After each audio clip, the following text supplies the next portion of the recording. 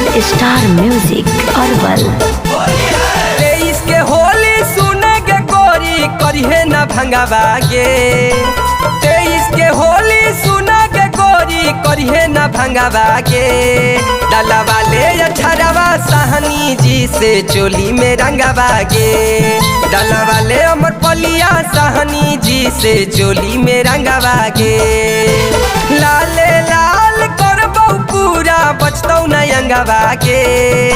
लाले लाल करबौ पूरा बचतौ न अंगवा गे। डाला वाले डिम्पलवा सहनी जी से चोली में रंगवा गे। डाला वाले तनिया सहनी जी से चोली में रंगवा गे।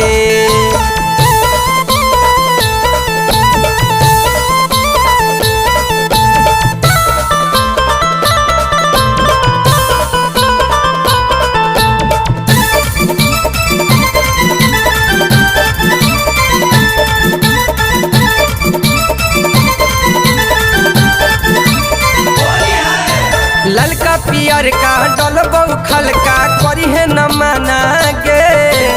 असो के होली में सुनही गे छौड़ी रंगबौ खजाना गे।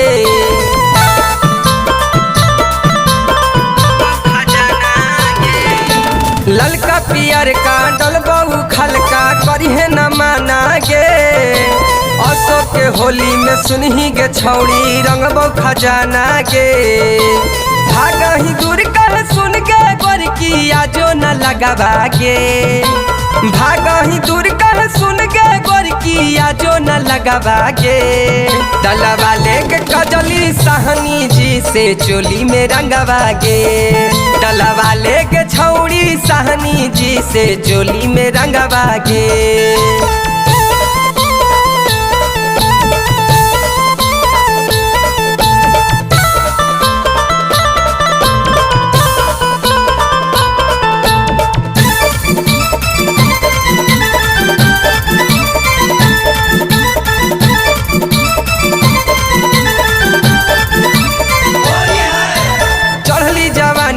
करना जियान मानिले हमरो बात। असो के होली में केहू ना बोली खेलले सुने सर के साथ।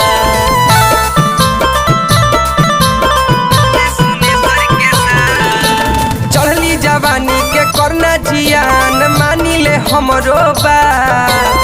असो के होली में केहू ना बोली खेल छोटू राजा के साथ। छोटे लाल के सुनक छौड़ी राखल मनवा गे। चंदन राजा के सुनक छौड़ी राखल मनवा गे। डाला वाले डिम्पलवा सहनी जी से चोली में रंगवा गे।